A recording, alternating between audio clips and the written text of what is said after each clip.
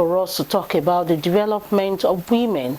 And one thing we do on Women and the Society program on OGTV is to bring to you women of notable character in the society, women who are making impact and who have shown that they are in the position to ensure that other women coming up will do better after them. Today on the program, we have a woman who has distinguished herself as someone of impact and someone who knows her onions when it comes to civil service.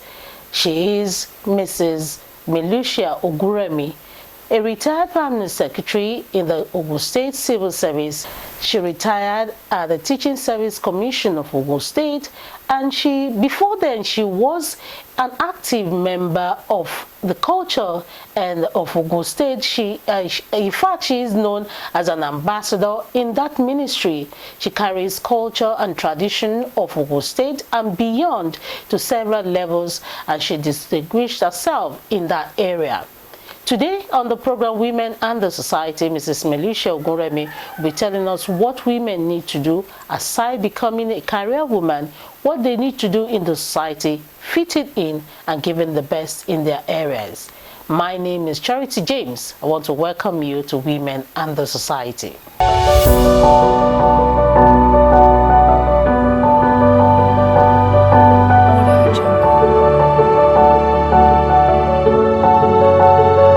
Welcome to the program, man. Thank you very much. Good morning. It's nice seeing you again. Thank you. And seeing here too. Right, ma, we are glad to have you on Women and the Society. Thank you. And we want to ask first, do you miss us in the civil service? Do I miss you in the civil service? Of course I do.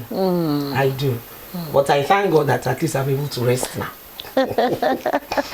Now, before we go into your career and know how you climbed, you are known as an ambassador when it comes to culture and tourism, and a lot of people know you in that department so well. Now, we want to know your growing up years. Who is Mrs. Melutia Ogunremi?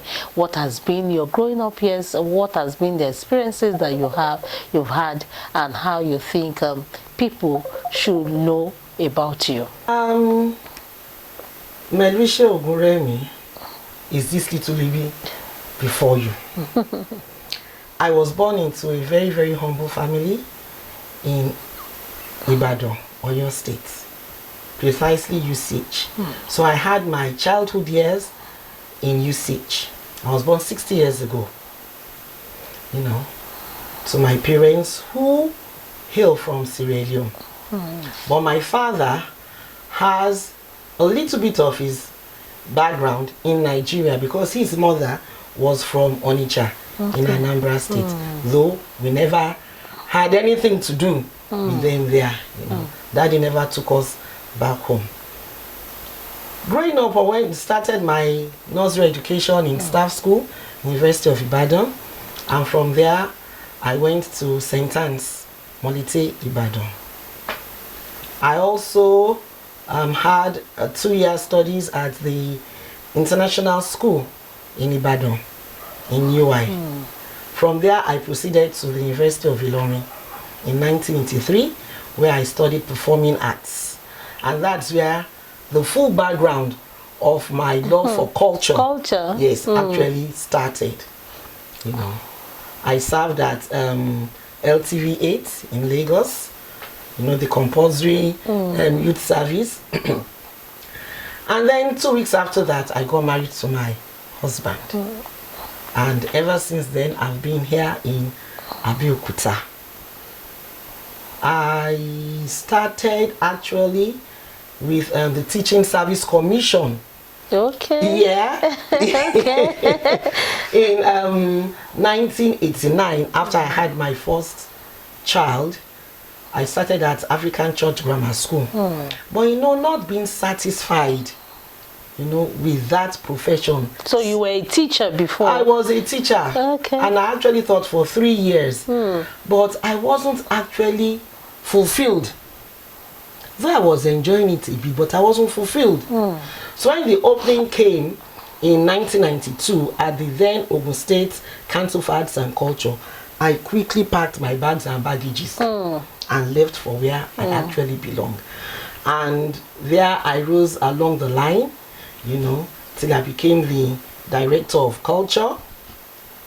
And from there, on that glorious morning, April 12, 2019, I was appointed as a permanent secretary in the Ogun State government. But my basic years, my career was actually built in the Ogun State Council for Arts and Culture, which later became the Ministry of Culture and Tourism. That's where we really knew you. Yes. And we know that anytime you see your people dancing, you must join.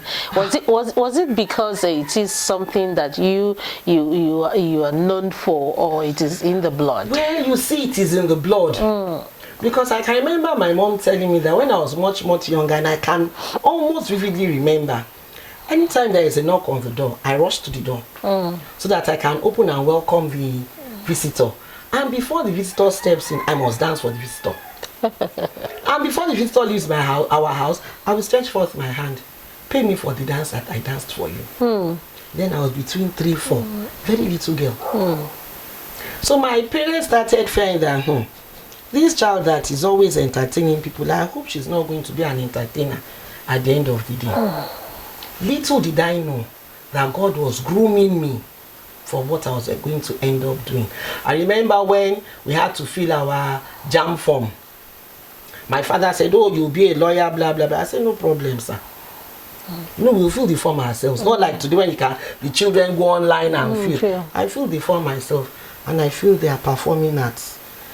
When Daddy said, "What do you mean?" I said, "That's what I want to be, sir." "Oh, you want to be dancing about the place like one of these fella girls?" I said, "God says so, sir." You know, I was so nice and calm about no problem. Reluctantly, he allowed me.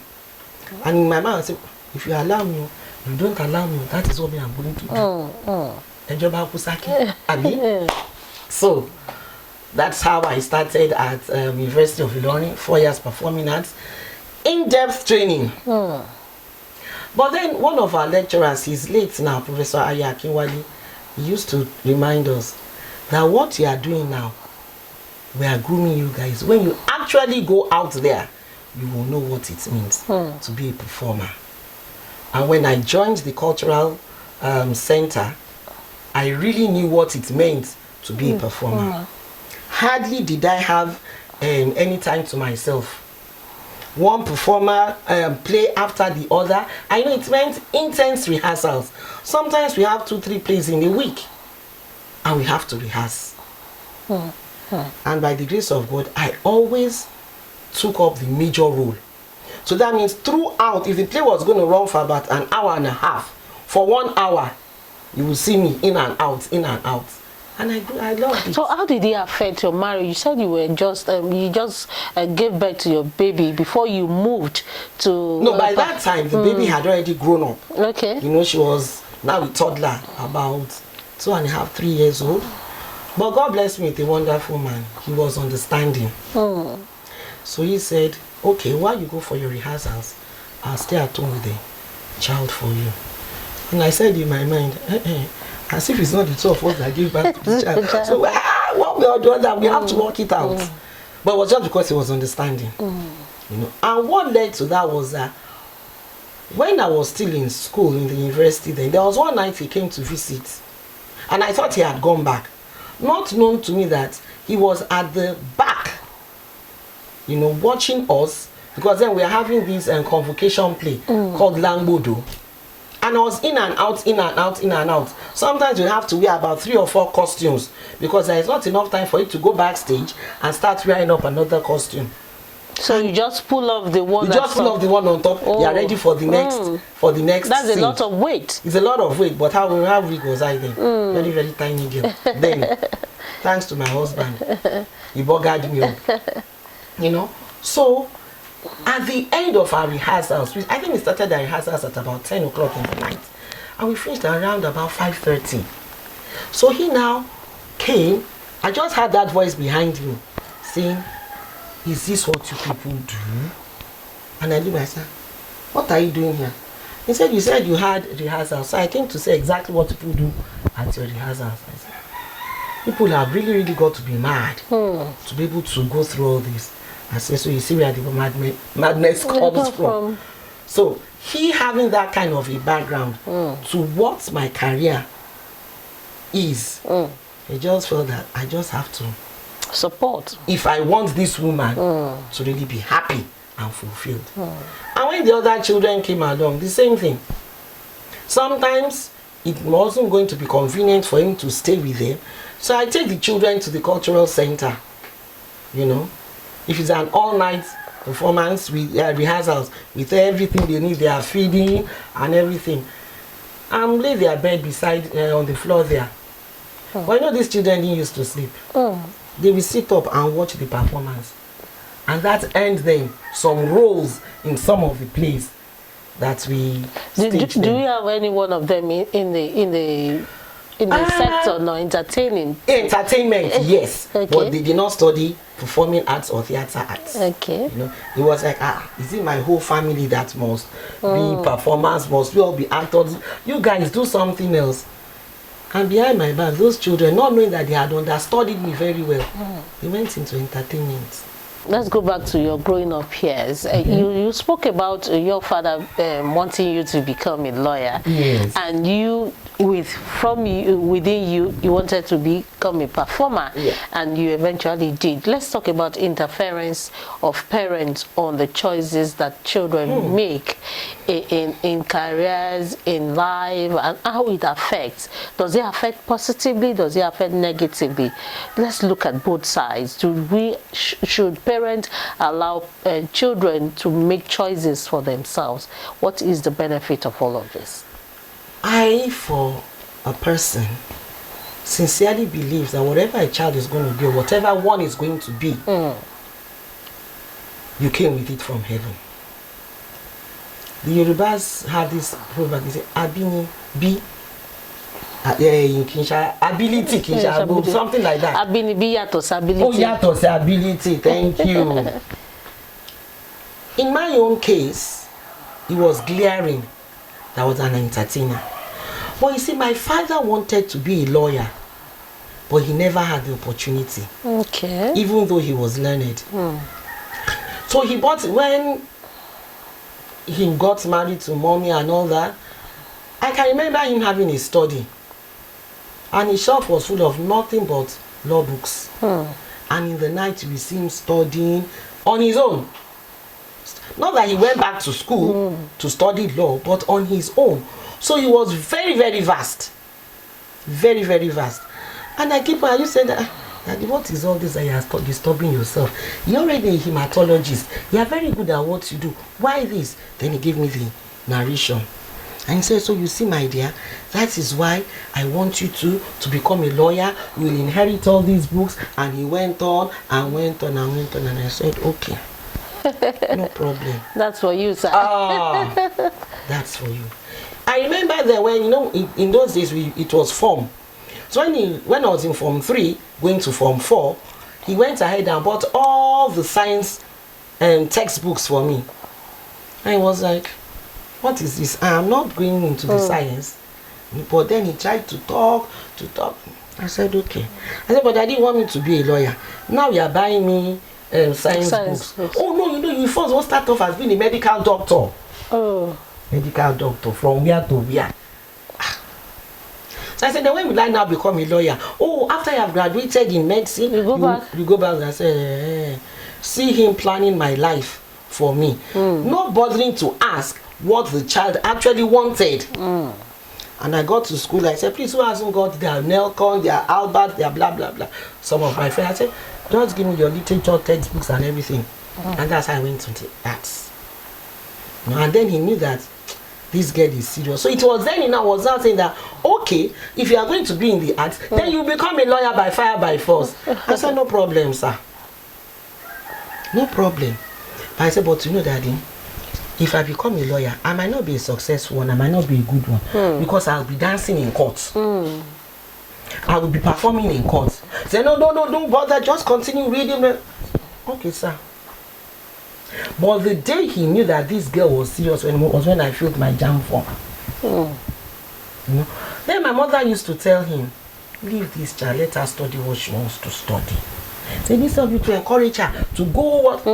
Say, okay, all these law books that I have bought, who will inherit? I said, the boys are there, sir. Let the boys inherit for him. So does he have a lawyer in his family? For where? None of us. Not my sister actually wanted to be a lawyer, but she ended up being an artist, even though she's not practicing. You know, you know, in those days, JAMB, you have to have a certain score before you can become, before you can be accepted to do a particular course. She did not meet up to the cutoff mark then, so he said, okay, you spend a year, then after you can now change to law. So she accepted. She graduated as a performing artist too. She did not even bother to say she wants to go back to study law because she was enjoying what she was doing. So for parents, I feel it is very important for us to have interactions with our children right from their early age. Know their strengths, know their weaknesses, and play more on their strength. Oh yes, you can help them build up their weaknesses, but that strength that the child has, know that that is where the child's potentials lie, and encourage the child as much as possible.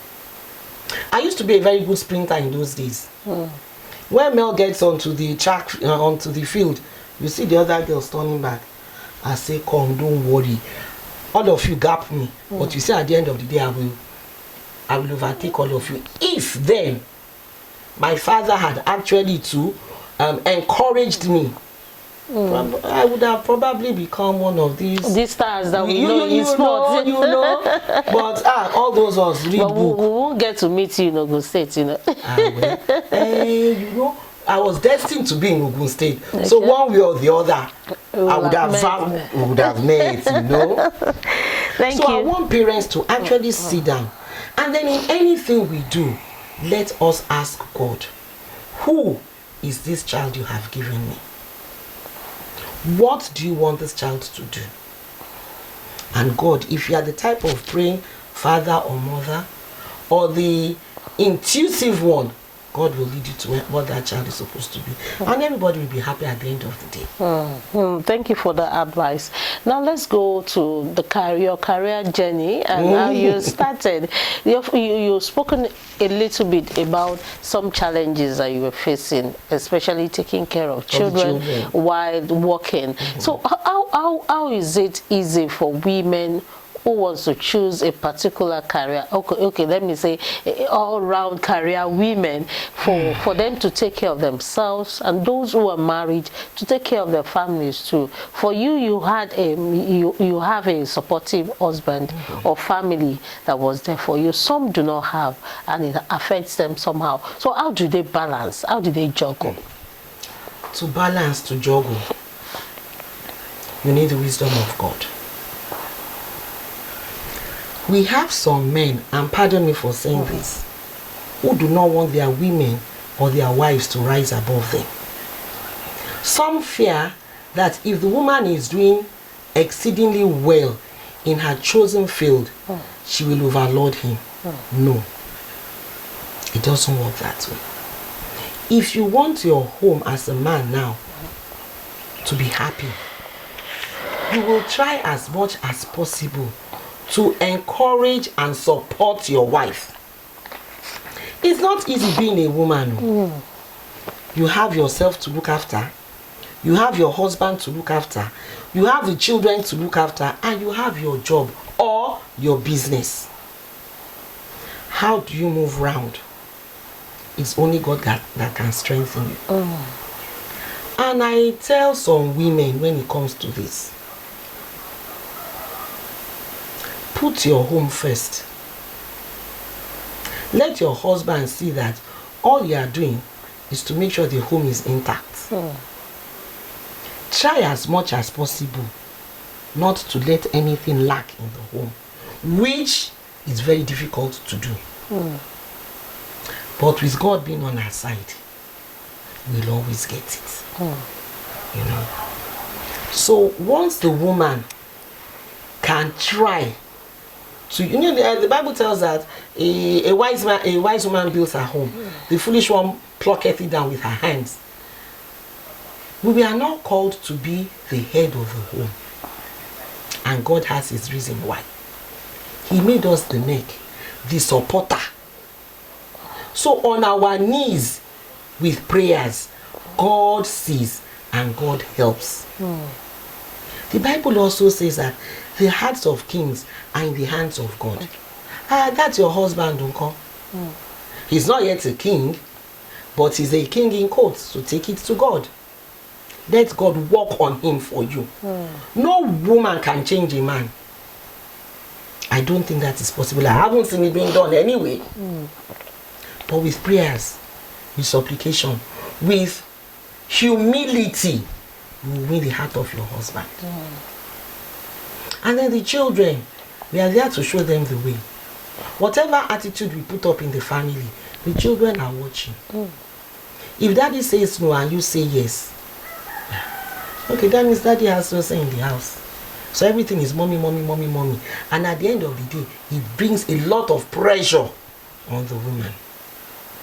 But if daddy says no, and you to say no, but later go back and tell daddy, daddy, what you said, I think, I feel, if we do it this way, or we allow the children go this way, it might work better. I only feel, no, I am not commanding you. Thank you, sir. And you go your way. The man is not stupid now. He has these times where he do things, and he will juggle it together. And you just like say, oh, okay. And it works out. Why? Because God has given us, the women, that will, that inner, I like to call it inner built power to know. You know. So if we as women try as much as possible to humble ourselves and win the hearts of our husbands, we will see that they will allow us be who we want to be.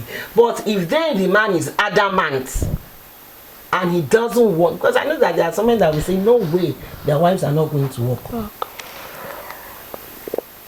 They don't want them outside the family at all.